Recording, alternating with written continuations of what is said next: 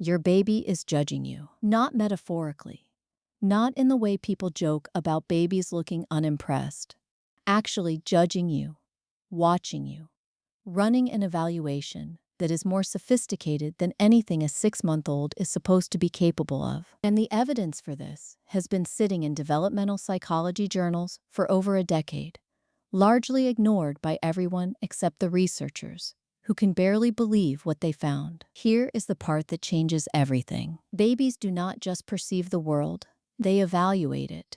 They form preferences about the people in it.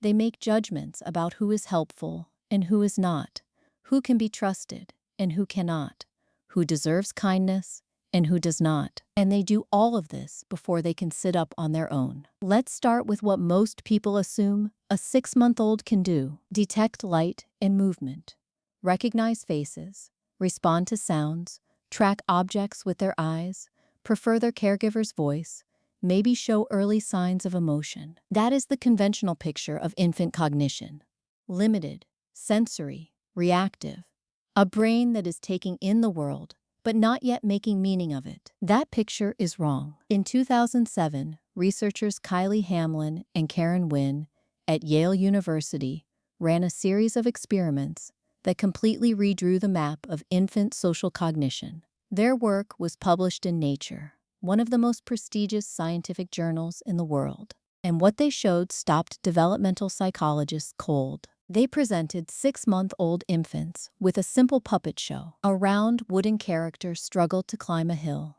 On one side, a helper character pushed it up.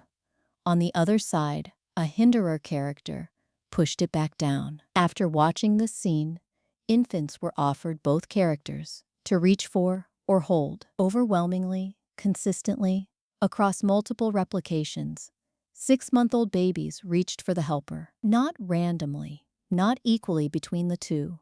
The helper.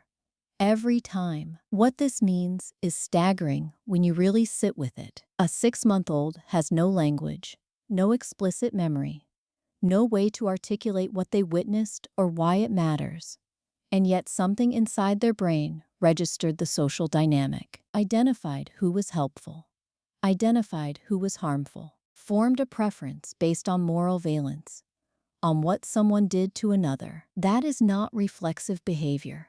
That is not a conditioned response. That is the earliest measurable form of social judgment in the human brain. But Hamlin and Wynn did not stop there.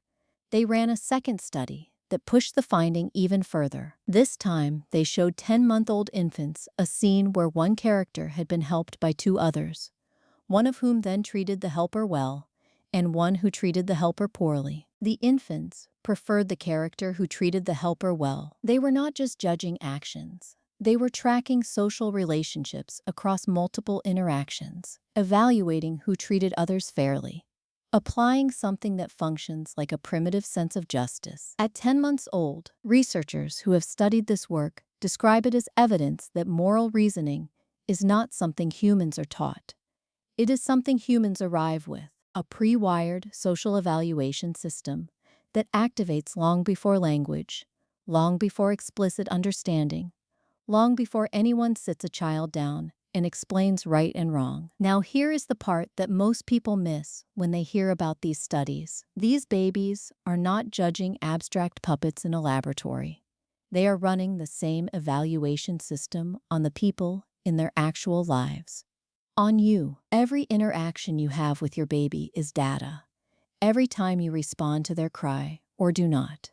Every time you are present and engaged or distracted and absent. Every time you help them reach something or take something away.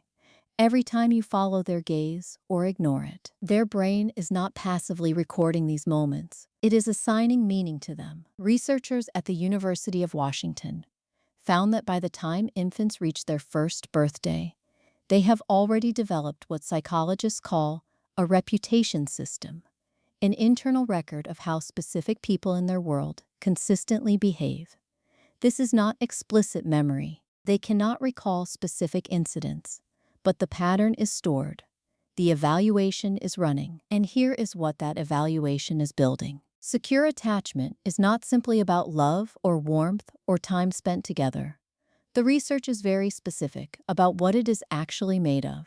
It is made of contingency, of responsiveness, of your baby signaling something and you noticing, of your baby reaching and finding something there. Every time that happens, the evaluator updates its record. This person sees me. This person responds to me. This person can be trusted. And every time it does not happen, not occasionally, not in the natural imperfections of any relationship, but consistently, as a pattern, the evaluator updates that too. This is why developmental psychologists talk about the importance of repair. No parent responds perfectly.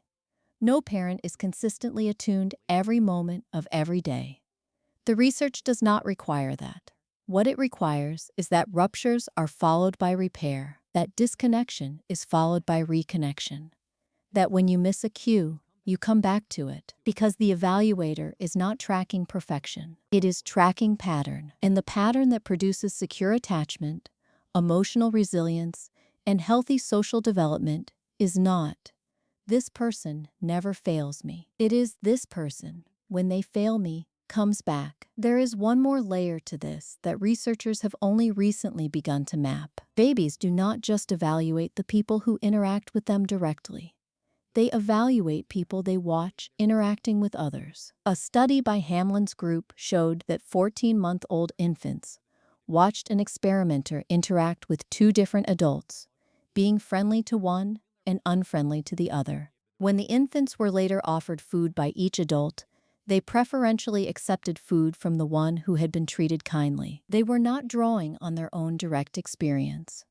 They were making inferences from observed social behavior, deciding who is trustworthy based on how that person treated someone else. This is the foundation of reputation, of social trust, of the complex web of human relationships that makes civilization possible. And babies are doing the earliest version of it before they have their first birthday. So the next time your baby watches you with that long, unblinking, assessing gaze, they are not being cute. They are doing the most important work a human brain ever does. They are figuring out who you are, and the answer they build based on the 1,000 small moments between you, the picks up and put downs, the looks followed and ignored, the cries answered and unheard. That answer becomes the first story they have ever told about what the world is like. Make it a good one. Subscribe to Baby Mind Secrets for weekly videos on the hidden science of what your baby is doing, feeling, and building in every ordinary moment. And tell us in the comments, has your baby ever given you that look? The one that made you feel genuinely evaluated? What were you doing?